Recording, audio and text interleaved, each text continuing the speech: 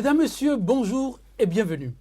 Projet de révision de la Constitution à l'ère du Bénin révélé, silence radio du chef de l'exécutif depuis la remise du rapport de la commission Diogbenou en charge des réformes politiques et institutionnelles.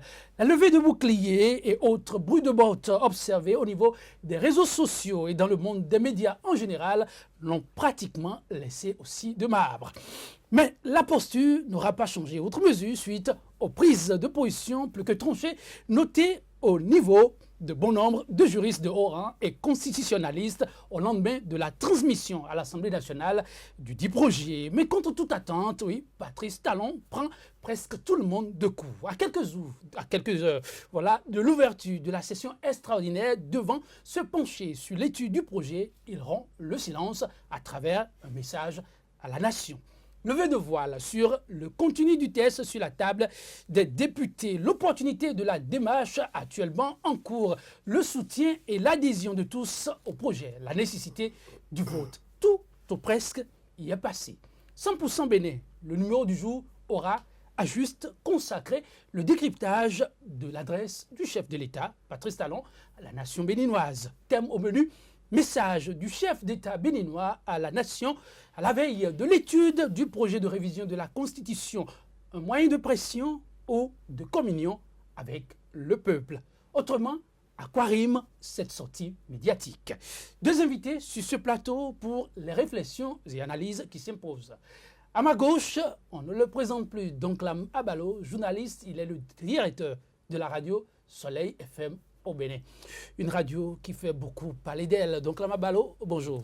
Bonjour Joël, bonjour à tous les téléspectateurs de Sika TV. Il paraît que Soleil FM, malgré ce temps de silence passé, reste une icône dans le monde des médias au Bénin. C'est quoi le secret? Bon, le nom, Soleil. Vous savez, le soleil brille pour tout le monde. Et donc, Soleil FM a l'ambition de briller pour tout le monde et surtout de lever le voile sur certaines choses. Et je crois que quand on est dans un environnement pareil, on n'a pas que des amis. Donc, mais nous restons fidèles à notre vocation, notre métier, qui est d'informer, de former et de divertir. À partir de cet instant, on n'a pas de pression, on n'a pas franchement à faire plaisir à qui que ce soit. On a simplement à dire les choses telles qu'elles sont, et c'est ce que nous faisons. Mesdames et messieurs, dire les choses telles qu'elles sont, c'est la raison d'être de nos invités sur ce plateau. Donc, Lama Balo, merci pour la disponibilité. C'est moi. En face de lui, Sylvain Aknes Adekpedjouf, ancien ministre, ancien député, un homme très averti de l'actualité sociopolitique et économique du Bénin. C'est lui que nous invitons ce matin. Il est actuellement le président du CONAB, la Convergence d'action pour l'unité nationale du Bénin. Sylvain Akines Adekpedjouf, bonjour. Bonjour, je vous remercie de m'avoir appelé, invité. Je voudrais que mon statut de président de la CONAB n'entre pas en jeu. Parce qu'ici, sur cette association, comme c'est des personnalités, on se concerte sur tous les sujets avant de se prononcer. Donc ce que je vais dire ici, si c'est une position de la CONAB, je le dirai. Si je dis rien, ça veut dire que c'est ma position personnelle. Je tiens à faire cette position-là. Ah oui, elle est importante de taille, vous l'avez compris, c'est un homme pétri de parcours, donc d'expérience que nous avons pour apprécier un sujet d'envergure qui engage l'avenir de toute une nation. Sylvain Akines Adekpedjouf, merci pour la disponibilité. Ah oui, le peuple béninois a eu droit à quelques heures de l'ouverture de la session devant statuer sur le projet de loi portant révision de la loi fondamentale de la Constitution donc, du Bénin sur l'adresse du chef de l'État à la nation. Oui, à travers ce message, le chef de l'État l'a martelé plus d'une fois. Il ne s'agira pas d'une nouvelle république, mais plutôt permettre d'apporter les touches, modifications qui s'imposent pour un Bénin plus prospère, mais pas que pour les Béninois d'aujourd'hui, mais pour la génération montante et celle à venir. Akines Adekpedjouf, vous avez suivi le chef de l'État dans cette adresse. La démarche, comment l'avez-vous trouvée? La démarche elle-même, avant le contenu. La démarche elle-même ne m'a pas surpris. Parce qu'au fond, il a commis une commission. La commission n'a pas terminé le travail, vous le savez très bien.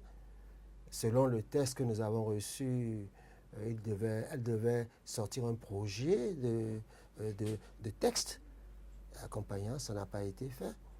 Ensuite, ce qu'ils ont dit a été contesté énormément. Je fais partie de ceux qui ont élevé la voix pour dire que je ne comprends pas que des gens s'asseyent comme ça pour faire un travail sans diagnostic. Et il fallait donc du temps au président de revoir, d'autant plus que disons, le rapport de la commission n'était pas tout à fait clair, ne prenait pas position très clairement sur certaines questions. Donc, il a pris le temps de le faire. Non, mais ça ne m'a pas surpris parce que nous arrivons à 1 an du régime. Et ils seraient très contents de signer une telle chose à l'anniversaire de son accession. Je considère très bien, moi je m'attendais à ce qu'il y ait quelque chose de ce genre. Donc, parce qu'ils aiment beaucoup le show. Le show. Oui, et le journaliste comment a-t-il trouvé cette sortie du chef de l'État? Non, pour un journaliste, c'est toujours important lorsque le président de la République décide de s'exprimer. J'attendais cette sortie du président de la République et je constate à l'arrivée que l'éléphant annoncé à grand renfort de publicité est arrivé avec un pied cassé. Vraiment. Un pied cassé pour moi, ça veut dire quoi? Ça veut dire que je n'ai rien tiré de substantiel des propos du président de la République. Il a rappelé les raisons qui ont milité à la proposition qu'il a faite au Parlement. Il a voulu que le Parlement aille dans le sens qui est le sien parce qu'il a dit clairement qu'il attend un avis favorable du Parlement. Et donc, il a également rappelé, et vous l'avez dit vous-même, que nous n'allons pas assister à une nouvelle République, mais vous savez très bien que les juristes qui se sont prononcés sur la question l'avaient déjà dit. Donc, pour moi, il n'y avait rien de nouveau. Alors, ce qui est important aussi, c'est quoi? C'est l'opportunité de cette sortie. Vous me direz que le président de la République a le droit, n'est-ce pas, de parler à son peuple, soit. Mais vous constaterez avec moi que cette sortie est arrivée à la veille de l'ouverture de la session extraordinaire de l'Assemblée nationale. Ça pose problème? Moi, ça ne pose pas problème. Je fais des analyses. Oui. Je n'ai pas vu le chef de l'État sortir, parler à son peuple lorsqu'il s'est agi de casser les gens. C'est une action sociale, une action d'envergure. Le président aurait pu parler à son peuple. Il ne l'a pas fait en ce moment-là. Ça veut dire que la révision de la Constitution est beaucoup plus importante pour lui que la situation sociale des populations. Alors, il le fait à la veille de l'ouverture d'une session extraordinaire. Je ressens cela comme une pression sur les députés de l'Assemblée nationale. Et ça n'a pas raté, puisque le président s'est adressé aux députés. En dehors du peuple, il a parlé aux députés et il a souhaité que son projet de révision de la Constitution puisse passer. Donc, un avis favorable. Mais nous allons maintenant engager la responsabilité des députés qui ont le droit d'amendement ou le devoir d'amendement sur ce texte et espérer qu'au niveau de la Cour constitutionnelle, les juges soient suffisamment indépendants pour dire les choses telles qu'elles devraient être dites. Oui, le chef de l'État l'a dit et je rapporte exactement. La présente loi constitutionnelle ne constitue pas l'établissement d'une nouvelle constitution et n'emporte pas l'entrée en vigueur d'une nouvelle république. Elle entre en vigueur dès sa promulgation et sera exécutée comme loi de l'État. Cette clarification vise à rassurer de la portée objective du projet et de son dessein de ne servir que la cause de notre patrie. Sylvain Akides, vous qui avez l'habitude de la chose politique, le chef de l'État vous a-t-il finalement rassuré? Parce que c'est l'objectif. On lui a prêté trop d'intentions. Il faut d'abord comprendre ce qu'il a dit. Ce qu'il a dit. Oui, quelle compréhension en fait? Pour moi, nous ne sommes pas des demeurés. Vous n'êtes pas? Des demeurés. Mais il ne s'est pas adressé aux demeurés. Bon, justement. Par conséquent, il ne suffit pas que quelqu'un affirme quelque chose pour qu'on n'aille pas vérifier. Vous savez ça? Si on est un peuple de demeurés, il suffira que le chef de l'État ne pas dire que je ne veux pas, ce n'est pas ça, et l'on dit ce n'est pas ça. Ce n'est pas la posture de gens responsables, ça. C'est des gens qui manquent de moyens de réflexion. Ils doivent aller regarder dans le détail si ce qu'il a dit au départ, c'est pour cacher ce qu'il y a là-dedans. Ça, c'est inévitable. Vous voulez dire que le chef de l'État a endormi en disant ce qu'il a dit là? Je ne sais pas qu'il a endormi, en tout cas, il ne m'a pas endormi. Si c'est son intention, il a raté. Parce que ce n'est pas normal. Il vous a rassuré. Rassuré comment? Ça démarche. Non, moi, je vous ai déjà dit tout à l'heure que je ne veux pas entrer dans le détail des choses. Oui, oui. Mais j'ai entendu plein de choses. J'ai des points de vue là-dessus. Hein, j'ai des points de vue là-dessus. N'est-ce pas? Mais je crois qu'il ne suffit pas d'avoir mis au départ que ce n'est pas une nouvelle constitution pour que ce ne soit pas réellement une nouvelle constitution. Vous convenez avec moi? Tout à fait. que si on vous donne un texte, on dit que c'est ceci, vous allez d'abord lire le texte, regarder, l'analyser pour savoir si c'est vrai ou faux ce qu'on a affirmé au départ. Donc, il s'attendait à ce qu'on regarde ça. Je crois. Maintenant, à moins qu'il s'adressait aux députés, peut-être il pensait que les députés réagiraient comme des pimpans, là, comme on avait eu l'habitude de le faire. Il a dit ceci, pas, on dit pas ailleurs. C'est peut-être ça. C'est possible, je n'en sais absolument rien. Moi, je leur fais confiance. Parce que je crois qu'ils veulent la paix dans ce pays. Les agitations qu'il y a là, qu'elles aboutissent ou pas, ça va se prolonger pendant tous les 5 ans. Et ça risque d'aller en s'accentuant. C'est ça que veut le chef de l'État. Ben, il l'aura. Personne ne peut empêcher un chef d'avancer à toute vapeur à travers la boue. Donc là, on a fait porter trop de chapeaux au chef de l'État durant l'idée de ce projet de révision de la Constitution. Beaucoup ont dit, sans même porter de gants, qu'il s'agit d'un projet de loi taillé sur mesure. Le chef de l'État a dit clairement qu'il s'agit plutôt du bien commun, servir la cause de toute une patrie et par conséquent la cause du peuple. Mais pas contre le peuple. C'est ça, c'est le débat que nous faisons. Vous ne pouvez pas faire le bonheur de quelqu'un contre son gré. Pour nous, c'est important. Et un chef d'État est aussi fait pour encaisser.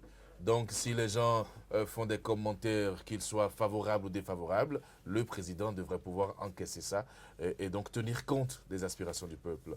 Ce que nous disons là est fondamental. Quand j'ai écouté le président de la République, il a semblé présenter le contexte comme un contexte de consensus autour du projet. Vous l'avez entendu, il dit qu'il a mis sur pied une commission dans laquelle on a les obédiences politiques, idéologiques, les professeurs d'université, et tout le reste.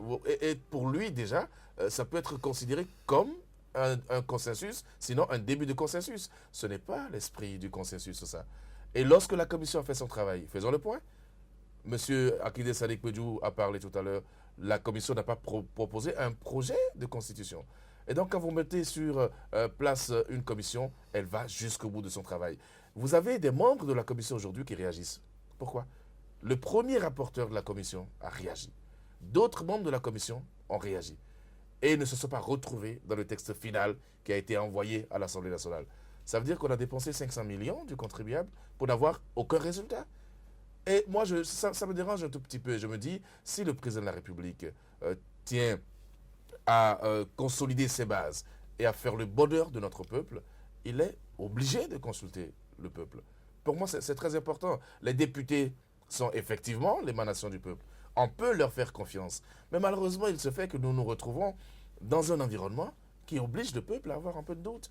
Vous avez vu dans quelles conditions le budget général de l'État a été voté à l'unanimité des députés. Aujourd'hui, ils y ont cru, mais c'est le peuple qui paye le prix aujourd'hui. Vous avez vu les taxes qu'on a mises dans ce budget-là? Et après quelques mois d'exécution, on est obligé d'envisager un collectif budgétaire. Dans tout le pays, au monde, on paie des taxes. Ça veut dire, oui, mais attention, nous sommes dans une économie difficile. Nous sommes en récession économique. Et un économiste a dit récemment qu'en situation de récession économique, on ne crée pas de nouvelles taxes. On n'augmente pas les taxes. Et ça, c'est la réalité, c'est le peuple qui paye aujourd'hui. Et souvenez-vous que lorsque le président Talon était en France, à l'époque, il avait accordé une interview à RFI, il disait que le président Yahi Boni l'a sollicité pour qu'il puisse utiliser ses relations et ses moyens pour avoir la majorité à l'Assemblée nationale pour faire passer la révision de la Constitution. Ça veut dire qu'à l'Assemblée nationale, il est possible qu'il y ait des pratiques qui amènent les gens à mettre des relations et des moyens pour avoir un résultat. Et donc, si nous faisons le rapport et nous avons la télécommande, ça veut dire qu'on ne peut pas se taire, se croiser les bras pour dire les députés sont l'émanation du peuple, ils décideront selon la volonté du peuple. Non, il faut une pression. Et l'État ne cède qu'aux pressions. Excusez, je ne comprends pas. Les députés ont été élus sur ce programme? Est-ce qu'ils ne se sont jamais prononcés devant le peuple sur le contenu d'une révision de la Constitution? Pas vraiment. Bon, alors, comment ils peuvent porter la parole du peuple? Sinon, jamais consulté sur la question. Il ne suffit pas d'être élu pour aller parler de n'importe quoi. Le minimum, c'est de retourner à vos mandats, à vos électeurs pour dire, ah, on me demande ceci, On n'en avait pas discuté. Qu'est-ce qu'on fait maintenant? Est-ce que vous pensez qu'il faut faire comme ça? C'est le minimum. Le minimum. Donc le chef de l'État, en mentionnant qu'il a consulté les différentes composantes de la société, ne vous a pas rassuré? Lesquelles? Il a cité, je cite au hasard. Est-ce que vous avez vu une seule composante qui a sorti un communiqué ou une déclaration pour dire que vous avez consulté sur mais vous n'avez pas dit que le chef d'État fait économie de vérité. Il parle de sensibilité politique. Ce que je vous demande, oui. Est-ce qu'il y en a un seul qui l'a dit officiellement? C'est tout ce que je demande. Mais quelle réponse apportez-vous? Parce que pour moi, il ne suffit pas que l'individu, même la boîte Dieu, qu'il dise que moi je crois. C'est pas vrai. Je dois d'abord avoir, les gens disent, c'est effectivement, on a discuté, on a discuté de ça. Voilà en quoi il a tenu compte. C'est ça la réalité. Donc vous n'accordez pas de crédit à je n'accorde aucun crédit à des affirmations gratuites lorsque je n'ai pas de preuves. Mais le chef de l'État, c'est une institution. Mais c'est une institution peut se tromper. Elle peut même mentir. Une institution? On l'a connu, oui. Comment? On l'a connu. On l'a connu. Des institutions qui mentent. Mais on est dans le nouveau départ. Non, moi je ne juge pas du régime actuel. Voilà. Excusez, je ne suis pas, moi, quelqu'un de braqué contre le régime. Voilà, il faut constater que mais le régime actuel je constate que moi, l'engagement de mieux faire les choses. Moi, en tant que citoyen, oui. Je ne gobe pas ce qu'on me dit. Je ne gobe jamais. Je vérifie. Je vérifie. Pour le travail qui a été fait, ne peut-on pas dire que quelque part, il y a... Quel travail? Dites-moi quel travail? Parce que lorsqu'on dit des choses comme ça, au travail, ceci, cela, sans preuve, sans dire de quel travail on parle, vous voulez que j'opine sur quoi? Sur ce que vous mettez dans le travail, que je ne connais pas. Vous ne connaissez pas le travail abattu par la commission de Renou? Expliquez. Non, mais je ne suis même pas venu ici parler de cette histoire-là. Oh non. Si le chef de l'État est revenu là-dessus, à qui laisse Adépidou? C'est le chef de l'État qui a quand même parlé. Vous avez parlé il y a très longtemps. Oui, mais il est revenu là-dessus. C'est d'autant plus grave que c'est le rapporteur qui a dit des choses importantes maintenant. Mais ensuite, le rapporteur aussi ne peut-il pas faire économie de vérité? Qui? Le rapporteur? Oui. Alors, il est moins homme que le chef de l'État. Oh, d'accord, il n'y a pas de problème. Il n'y a pas de problème. C'est ça que vous voulez, non? Ah, le rapporteur, il est moins homme que le chef. Il connaît moins son rapport que le chef de l'État. D'accord, c'est pas grave. C'est pas grave. Affirmez-le. On ne peut pas l'affirmer. Non, mais vous donnez l'impression de croire. Non. Parce que le chef d'État dit quelque chose, le rapporteur dit autre chose, que le chef d'État dit on veut juste comprendre ce qui se passe. Parce que vous l'avez bien souligné. On a entendu le rapporteur prendre une position, le chef de l'État prendre une autre. Nous n'allons pas nous chamailler et tirer sur une question qui est évidente. Moi, en tant qu'homme responsable, tu me dis et je vérifie d'abord. Je vérifie d'abord pour savoir si je peux porter crédit, même en faisant rapidement quelque chose là. C'est exactement comme vous allez en conseil des ministres, je m'excuse de dire ça, on vous amène une communication en conseil. Il faut décider immédiatement. Alors les gens écoutent, pendant ce temps, moi je lis. Puis après, je pose des questions précises. Ah, moi j'ai lu. Parce qu'il ne suffit pas qu'on me dise. Ça engage ma responsabilité, mon point de vue. Donc je vérifie d'abord pour savoir ce qu'on me dit est conforme à ce qui est dans le texte qui est là. Et après je peux dire, voilà, si ça correspond à... Il semble qu'il y a telle différence. Expliquez-moi pourquoi il y a cette différence-là. Voyez-vous? Oui. Je n'ai pas vu le rapport que j'ai lu. Peut-être qu'il y a 1000 versions. Mais j'avais des amis dans la commission. Donc je suppose que ce n'est pas la mauvaise version que j'ai lue. Enlever au Parlement le pouvoir de voter pour les prêts ou pas. Vous pensez que c'était dans le rapport? Vous pensez que ce n'est pas un couteau dans le dos de faire référence à la commission alors qu'elle n'a jamais dit ce genre de choses? Les choses les plus graves qui sont là, qui ont été mises, d'après ce qu'ils disent, je n'ai pas encore lu.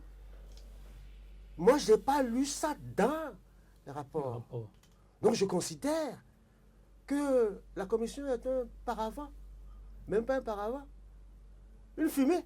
Mais sur toutes ces questions, le chef de l'État a apporté un élément important, je suppose. Hein. Il dit, durant cette session, eh bien, la plénière aura étudié le projet, débattra et délibérera conformément à ses prérogatives constitutionnelle et dans le respect de son règlement intérieur. Je veux ainsi dire qu'elle étudiera le projet en toute liberté et en toute souveraineté. Il faut le féliciter d'avoir dit ça. Parce que aucun député n'aura dit qu'on avait pression. Parce qu'officiellement, lui l'a dit, c'est votre responsabilité maintenant. Donc, moi, le chef d'État a présenté ce qu'il veut. Mais c'est les députés. Et il a mis la camisole. Vous êtes responsable maintenant. Demain, ce ne sera pas le chef de l'État, ce sera les députés. C'est la responsabilité qu'il leur donne. Dès le départ, j'avais mis 2 observations. La première, c'est que passer par les députés était une mauvaise chose pour Talon. Il fallait d'abord faire le tour du pays et voir la réaction des gens, recueillir la réaction des gens et traduire les observations dans le texte que tu envoies. De 2 choses l'une, où ça reflète vraiment le point de vue de ceux que tu as consultés, parce que tu as le droit de les consulter, tu n'as pas besoin de faire de référendum, n'est-ce pas? Il suffit d'envoyer des gens, des ministres, etc.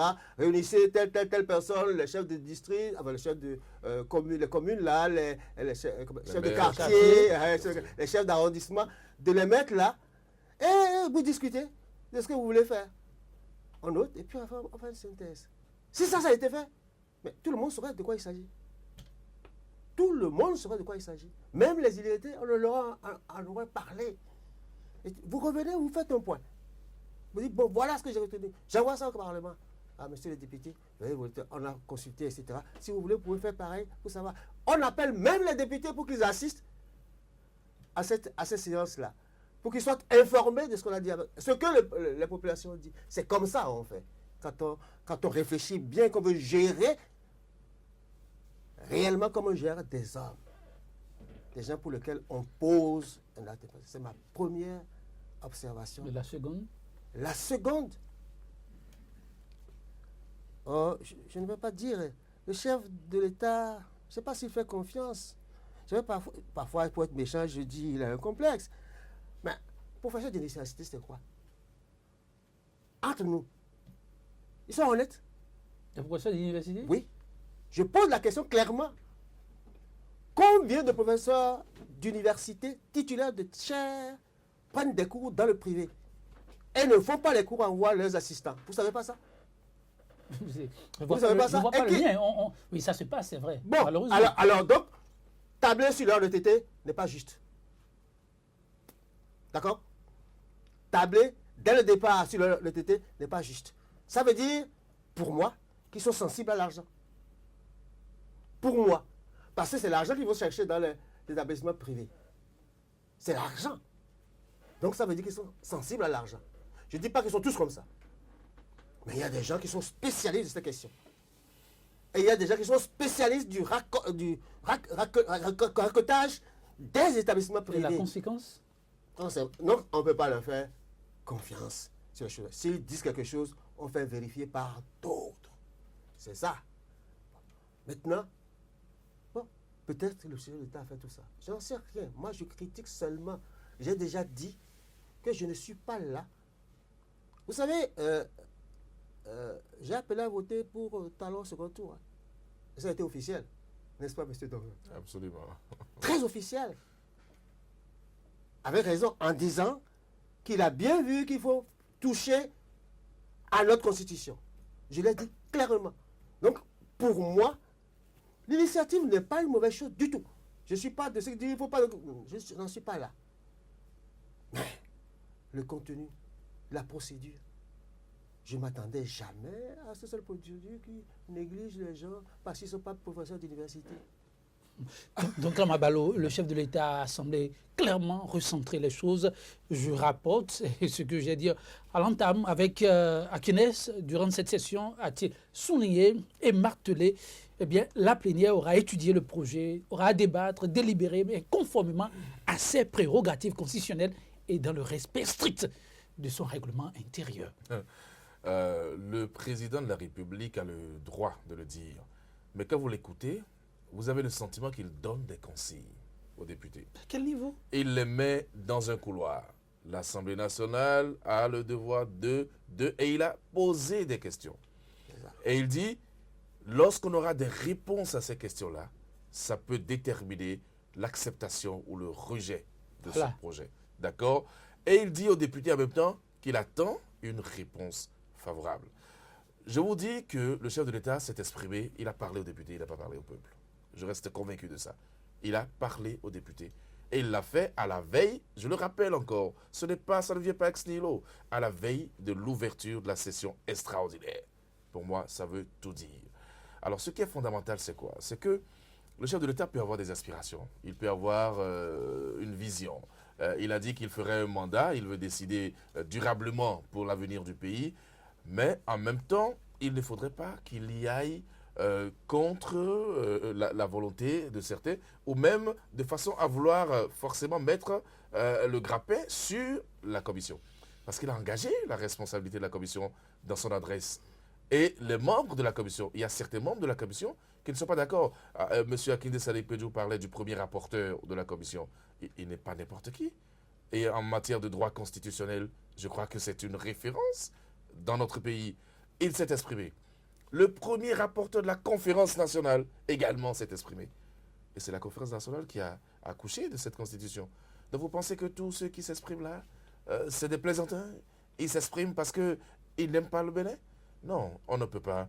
Il s'agit de la loi fondamentale. Pour moi, c'est important. Donc, le chef de l'État a encore les moyens, n'est-ce pas, de rester en dehors de ce projet. Moi, j'ai souvent l'habitude de le dire, et je le dis à ceux qui sont du pouvoir. Mais à partir du moment où le chef de l'État a pu saisir le Parlement pour étudier ce dossier, ça veut dire qu'il en est totalement dessaisi. Et je considère tout ce qu'il fait autour là comme une pression sur l'Assemblée nationale. Ce n'est pas au président de rappeler à l'Assemblée nationale qu'elle doit faire des amendements, qu'elle doit faire ci, qu'elle doit faire ça. Les députés savent ce qu'ils ont à faire. Donc pour moi, le président devrait rester quoi? Envoyer le dossier, laisser les députés en leur âme et conscience décider donc de ce qu'il faut pour le peuple. Et s'il y a pression, ça devrait être une pression venue du peuple et non de l'exécutif. Le peuple a le droit de faire pression sur ses mandants ou sur ses mandataires pour pouvoir aller dans un sens. Donc ça a été fait. Ce qui est certain, nous avons la chance aujourd'hui que la Cour constitutionnelle a pu arriver à remettre en cause certaines décisions, certaines lois. Nous avons la chance que la Cour désormais fait obligation au gouvernement de faire contrôler, n'est-ce pas, les lois avant promulgation. Donc, si c'est le dernier rempart, on attendra. Si on n'a pas confiance aux députés, on fera l'effort d'essayer d'avoir confiance au monde de la Cour constitutionnelle parce que là, il s'agit de leur matière, il s'agit de la Constitution. Donc, à partir de cet instant, on attend pour voir. Je voudrais dire que je ne suis pas aussi sévère que ça avec le président Talon. Il a fait un discours, il devait s'adresser nécessairement aux députés dans son discours. On ne peut pas faire le discours à la nation sans adresser un message à ceux à qui il a envoyé un dossier. Ça aurait été gauche. Bon.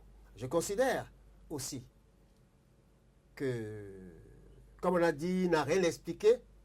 Il a estimé qu'il voulait expliquer. Est-ce qu'il a réellement expliqué? Ça, c'est une autre paire de manches. Je ne sais pas si on va aller dans le détail là maintenant. Non, mais c'est important. On y va, on n'a pas beaucoup de temps. Hein. On est rapidement Est-ce qu'il a expliqué? Oui, allez-y. Vous avez dit que s'il a expliqué. La question est fondamentale. Bon, d'accord. J'ai lu hier un article de, comment il s'appelle, Kodjo, Juste, oui. Qui a décortiqué ce qui est écrit là. Il y a des points sur lesquels j'avais des doutes. Réduire le problème des partis politiques à l'argent. Et le mettre dans la Constitution. C'est pas normal. C'est pas normal. Les partis, la charte des partis doit le dire. Et les lois électorales disent comment on doit être candidat. Mais la Constitution ne peut pas devenir remplacer la charte des partis. Les lois électorales en même temps. Il y a là des problèmes importants. Il n'a pas expliqué pourquoi. Il n'a pas expliqué pourquoi. Moi, j'ai parlé de réduire ça à un truc d'argent. Il y a beaucoup de partis, tout le monde en convient. Mais la première solution, c'est d'avoir, est-ce que c'est vraiment des partis qui existent? Et il y a un texte qui dit, quels sont les partis qui ne doivent plus exister? Est-ce qu'on l'a appliqué? Est-ce qu'on nous a dit qu'on l'a appliqué et qu'il ne reste que 50 partis, par exemple, ou 100, un de 200? Non. Aucune étude, aucun diagnostic réel, responsable n'a été fait. Vous auriez été heureux que le chef de l'État se prononce sur ce point par exemple? La première chose, il a fait vérifier si tous les partis là se sont présentés aux élections législatives, aux 2 dernières élections législatives. Fait vérifier ça. On aurait supprimé des partis, dont le mien. Mais il existe maintenant. Pour moi, il n'existe plus parce qu'on ne s'est pas présenté en tant que parti aux élections. Mais il est sur la liste. Je dis ça parce que moi, je n'ai rien à cacher. Mais il y a plein de... Il y en a qui ont fondu dans la RB. Vous savez très bien ça. Ils existent encore. Puisqu'on n'a pas déclaré là-bas qu'ils sont dissous. Donc, ils existent. Et comme on n'a pas fait de contrôle, c'est là.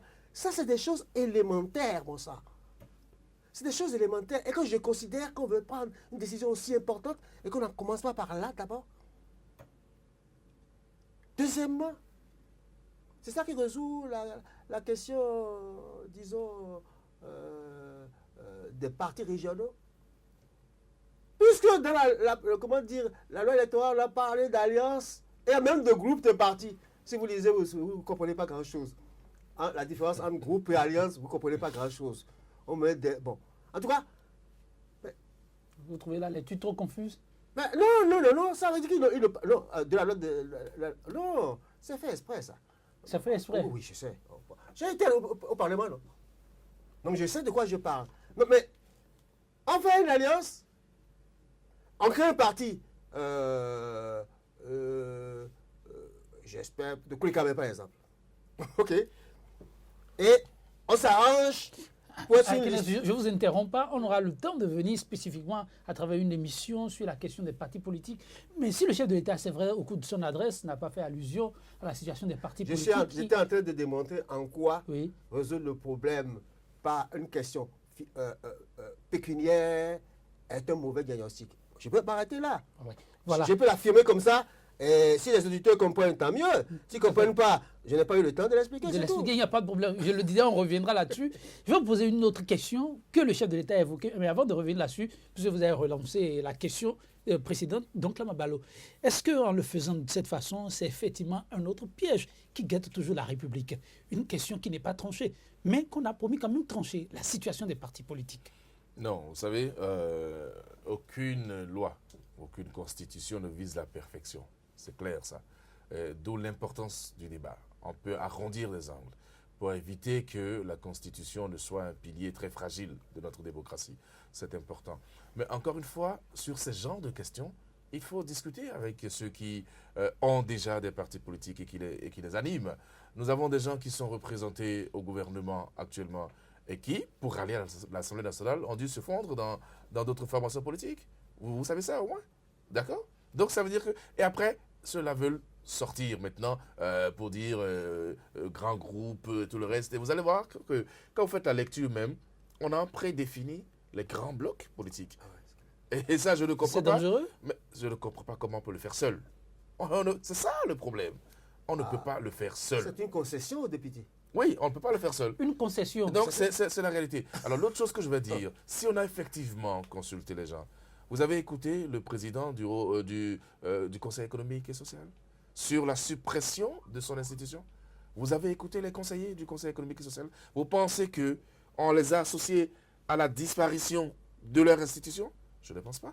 Et aujourd'hui, partout où on fait des expériences démocratiques, le Conseil économique et social est une institution qui regroupe toutes les couches de la société. Les artistes, les comédiens. Mais c'est ce conseil-là qui donne des avis consultatifs au président de la République sur des questions économiques et des questions sociales. C'est vrai sans doute. Alors que, oui, au départ, le gouvernement nous avait dit qu'il suspendrait la Haute Cour de justice. C'était l'institution qui était appelée à disparaître. Comment ça se fait que la Haute Cour de justice n'a pas disparu? Parce qu'entre-temps, les responsables de cette Haute Cour de justice sont montés au créneau. Et on dit pourquoi il n'était pas possible de supprimer l'institution. Maintenant, on l'a transformé en institution ad hoc et on a sacrifié sans raison le Conseil économique et social. Vous pensez que si le gouvernement tenait compte des problèmes économiques et des problèmes sociaux des Béninois, on aurait fait des déguerpissements là comme on l'a fait sans tenir compte de l'avis du Conseil économique et social.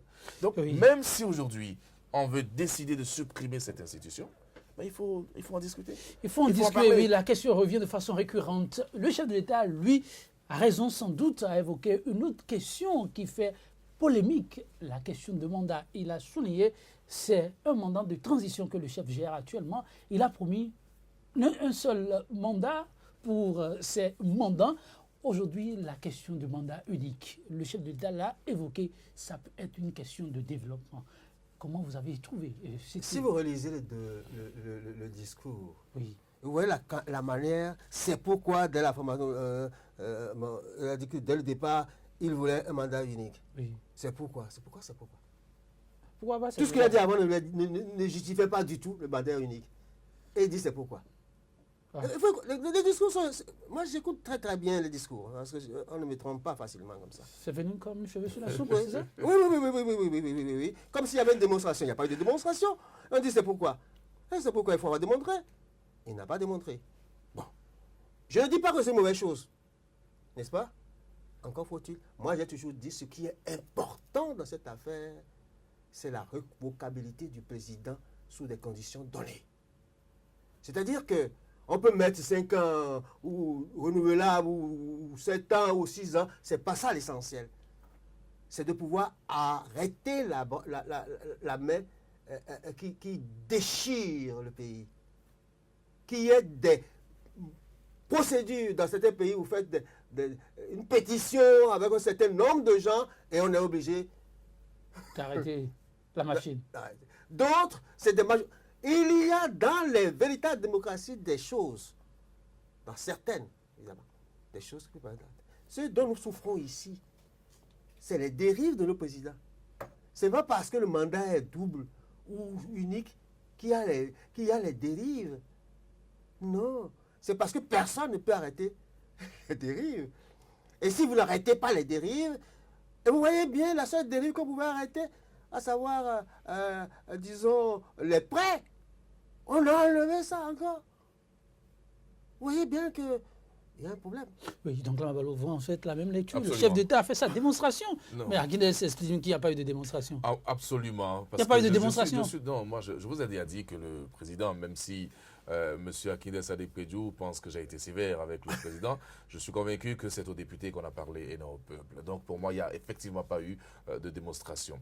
Je suis d'accord avec lui pour dire que ce sont les dérives qu'il faut freiner. Effectivement, dans cette proposition de constitution, ce projet de constitution, je n'ai pas vu quelle procédure on peut entamer et finir pour destituer un président qui est dans les dérives, même s'il a un mandat. Il peut avoir un mandat et être plus nuisible au pays que celui qui a 2 ou 3 mandats. Et les grandes démocraties que nous copions font l'expérience de 2 mandats, les États-Unis, la France et tout le reste. Vous avez vu en France, le président a décidé de faire un seul mandat, de ne pas se représenter. Mais il n'a pas décidé pour l'avenir. Donc le président Talon peut décider de faire un mandat et partir.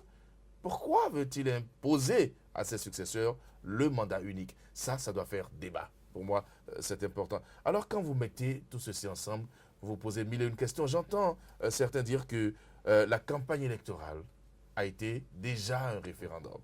Et qu'en votant le projet de société du président Talon, on a accepté le mandat unique.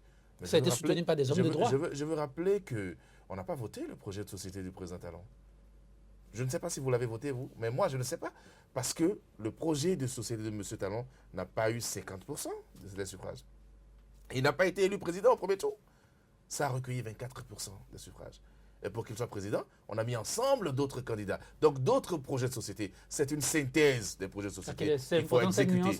Oui, en tout cas pour moi. Pour moi, c'est évident. C'est le président lui-même qui doit s'en rendre compte. Mais ça veut dire que ces alliés n'ont pas de valeur. Ça veut dire, ministre d'État ou pas ministre d'État, je me demande même s'ils n'ont pas peur du président. J'ai cru dire qu'un de ses gros porte-parole a peur de lui. Et pourtant, il ne fait pas peur. Ah Mais c'est un monsieur suffisamment rassembleur. En tout cas, à s'en tenir à ses propos. C'est comme moi, là. Je suis très gentil comme ça, là. Tu n'as qu'à venir chez moi, tu vas voir comment je... Non.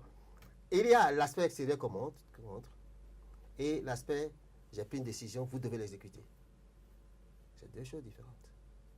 C'est deux choses différentes. Et je suis comme ça aussi. Mais avant de prendre la décision, on discute ensemble. Je vous ai dit tout à l'heure, à l'entrée ici, que tant que je ne dis pas,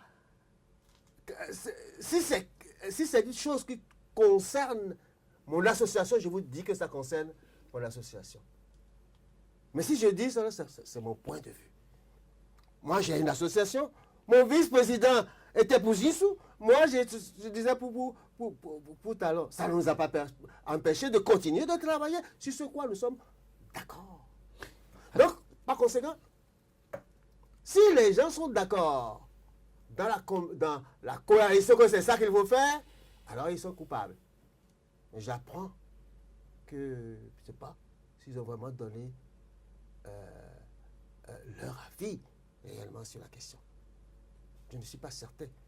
Mais je ne suis pas certain à cause de quoi? À cause des rumeurs. Hein. Je n'ai pas de choses là. Même si j'en avais, je n'en parlerai pas. Mais enfin, voilà la situation. Donc, il a absolument raison. Et c'est à celui qui a été élu comme ça de dire attention, il faut que je fasse extrêmement attention.